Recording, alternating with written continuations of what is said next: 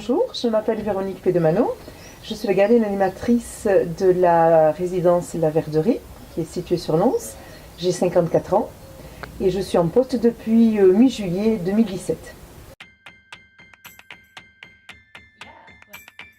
C'est un quartier conçu selon les principes du développement durable, qui s'insère et qui doit s'insérer dans un territoire, ce que nous faisons parfaitement auprès des élus, des institutions, des associations lensoises qui sont nombreuses. C'est cet ensemble-là qui fait que nous sommes labellisés aujourd'hui. C'est le Crédit Agricole qui est propriétaire de ce quartier. Ce n'est pas une première expérience pour eux. Ils sont également propriétaires d'un quartier sur Tarbes avec des finalités différentes de la nôtre. Voilà. L'éco-quartier, c'est pour eux une première également. Donc, Crédit Agricole propriétaire, gestion, Square Habitat.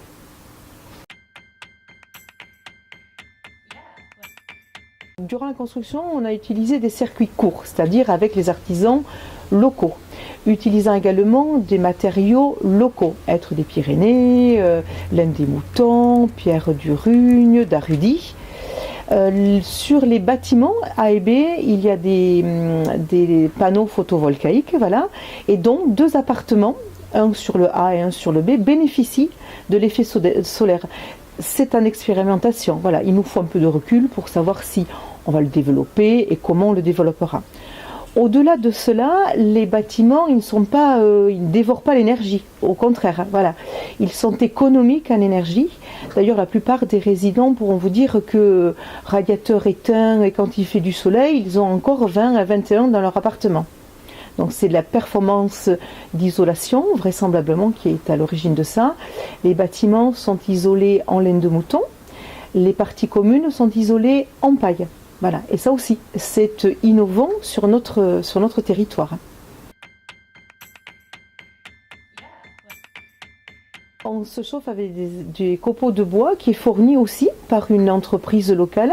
Ce sont des jardiniers paysagistes, ils recyclent leurs matériaux et voilà, et nous on leur commande. La chaudière produit l'eau chaude sanitaire. Voilà. Et l'eau chaude également circule dans tous les radiateurs. Alors elle monte à 80 degrés. Elle circule dans les radiateurs.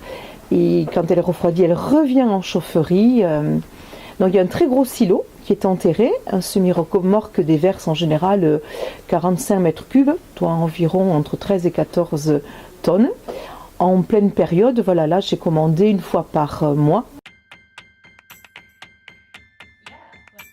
Je pense que la plupart des résidents, ni moi, on n'est pas là par hasard. Voilà, c'est déjà une démarche de vie quand ils ont proposé leur candidature.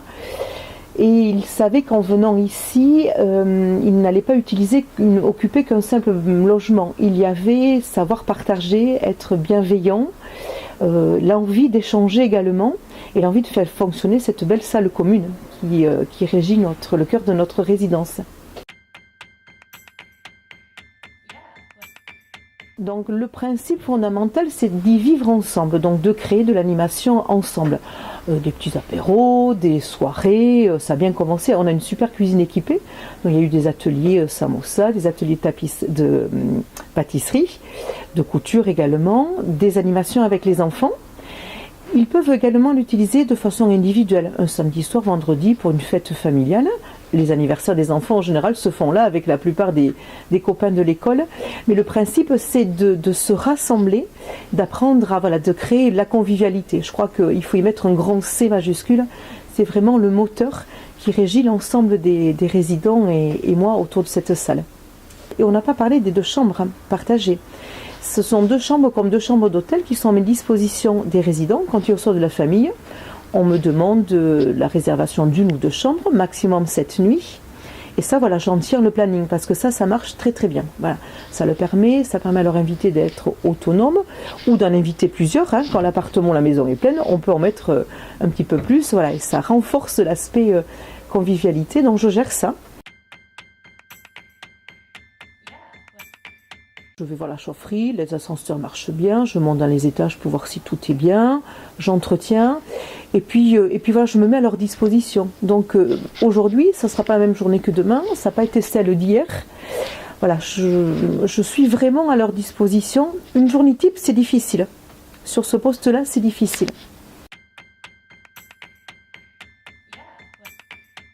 Je gère également jusqu'à maintenant un petit peu la gestion des activités. Quand l'un d'entre eux a une idée, voilà, on la travaille ensemble, j'informe l'ensemble des résidents par mail. Et puis je réponds à des demandes plus particulières, de visite auprès des personnes qui sont plus en autonomie réduite, des personnes qui ont, les enfants, ils sont embêtés, il faut les chercher à l'école. Je consacre 5 minutes de mon temps de travail, je monte jusqu'à l'école de Lons, je vais chercher les enfants. Je suis une personne bienveillante et je trouve que ça colle, c'est moi, mais ça colle parfaitement aussi à ce poste de gardienne animatrice. Voilà. Il faut être bienveillante, il faut être dans l'empathie.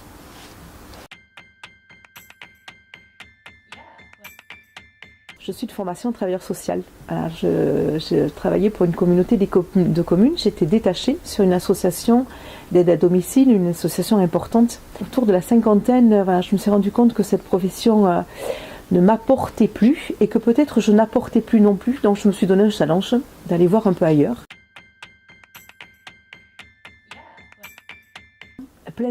Pleinement parce que ça correspond à ce que je suis. Voilà, créer du lien, aller vers l'autre, la notion d'aide, d'attention, c'est ce qui me convient. Et le poste, il a 2 dénominations, il y a la gardienne et l'animation. Voilà, et je me retrouve pleinement. Oui. Alors, quand j'ai été sélectionnée, je me suis tout de suite mise sur le site de la mairie. J'ai vu qu'il y avait un tissu associatif très très riche. Aujourd'hui, nous avons notre association, nous aussi, au niveau de la résidence. Donc, mon objectif, ainsi que du président et de la petite équipe, ils sont 12 personnes sur cette association. On ne veut pas vivre en autarcie. On veut vraiment que notre association fasse partie du tissu associatif. Donc, on a déjà pris des contacts avec la mairie, avec d'autres associations. On va développer une ouverture avec l'école ici aussi. Il y a des jardins partagés. Ça serait une opportunité, je pense, pour les enseignants de venir et utiliser la salle et travailler avec nous. Et nous, surtout, on va être une association de plus. Donc oui, je me sens pleinement intégrée dans la mairie, auprès des citoyens, auprès des élus et auprès des associations.